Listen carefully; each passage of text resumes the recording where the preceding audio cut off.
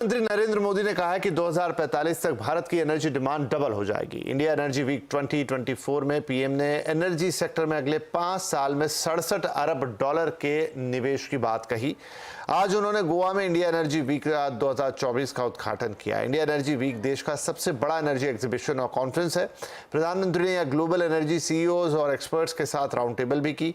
प्रधानमंत्री ने कहा कि भारत न सिर्फ अपनी जरूरतें पूरी कर रहा है बल्कि ग्लोबल एनर्जी रोड मैप की दिशा भी तय कर रहा है। भारत तेल और एलपीजी का 3rd लार्जेस्ट कंज्यूमर है, 4था सबसे बड़ा एलएनजी इंपोर्टर और रिफाइनर है। भारत इंफ्रास्ट्रक्चर पर 11 लाख करोड़ रुपए खर्च करने जा रहा है, जिसका एक बड़ा हिस्सा एनर्जी को जाएगा। प्रधानमंत्री ने कहा कि भारत कुल एनर्जी में नेचुरल गैस की हिस्सेदारी 6% से बढ़ाकर 15% करने की कोशिश कर रहा है। भारत पहले ही विश्व का तीसरा सबसे बड़ा एनर्जी कंज्यूमर है।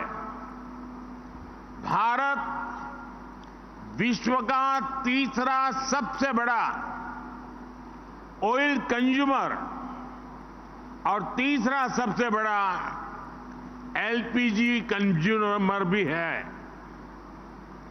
हम दुनिया के चौथे सबसे बड़े एलएनजी इंपोर्टर, चौथे सबसे बड़े रिफाइनर और चौथे सबसे बड़े ऑटोमोबाइल मार्केट वाले देश हैं। और इंडिया एनर्जी वीक में क्या कुछ माफ कीजिए चल रहा है, जानने के लिए हम सीधे चलते हैं अपने सहयोगी रोहन सिंह के पास। तो रोहन, आज पहला दिन था या इनफैक्ट है, अभी भी खत्म नहीं हुआ है, क्या है आज के हाइलाइट्स? जी, आज पहला दिन है इंडिया एनर्जी वीक का और आज जो पूरा फोकस था वो प्रधानमंत्री की इनॉग्रेशन स्पीच पे था और उनकी जो बैठक हुई राउंड टेबल तमाम एनर्जी कंपनीज के सीईओज के साथ और एक्सपर्ट्स के साथ, उस पर पूरा फोकस रहा। प्रधानमंत्री ने अपने इनॉग्रेशन स्पीच में 3 महत्वपूर्ण बातें कहीं। एनर्जी की अफोर्डेबिलिटी, सस्टेनेबिलिटी और अवेलेबिलिटी पर सरकार के फोकस की उन्होंने बात कही। अफोर्डेबिलिटी की बात करते हुए उन्होंने कहा कि कई सारे ग्लोबल फैक्टर्स के बावजूद भारत में पेट्रोल और डीजल के जो दाम है वो पिछले 2 साल में नहीं बढ़े हैं।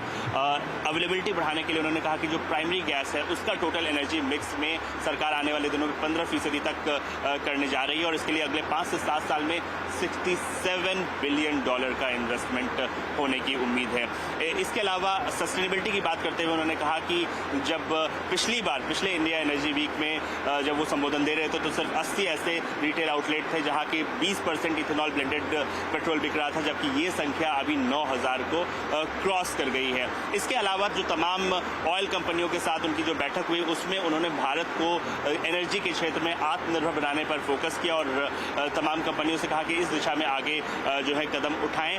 साथ ही उन्होंने ओएनजीसी का जो सी सर्वाइवल सेंटर है, एक बहुत ही state of the art facility है, उसका भी इनॉग्रेशन किया, जहां पे भारत ही नहीं बल्कि पूरी दुनिया भर से जो वर्कर्स होंगे उनको ट्रेन किया जाएगा। इस तरह की जो डिफिकल्ट कंडीशन है वहां पे सर्वाइवल की जो टेक्निक्स हैं वो बताई जाएंगी।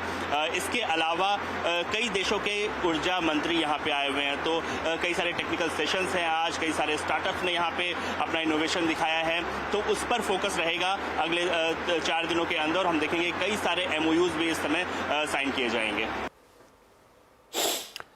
जी, तो चलिए, ये इंडिया एनर्जी वीक जहां से रोहन हमें बता रहे थे ताज़ा अपडेट, और अभी इसे चलना है। आज प्रधानमंत्री ने इसका इनॉग्रेशन किया और वाकई ऊर्जा के क्षेत्र में भारत एक अब बेहतरीन मिसाल कायम करने की ओर बढ़ रहा है, जहां पर काफ़ी कुछ एक्शन हो रहा है। लगातार ये अपडेट आपको देते रहेंगे। लेकिन अब एक और बढ़िया खबर,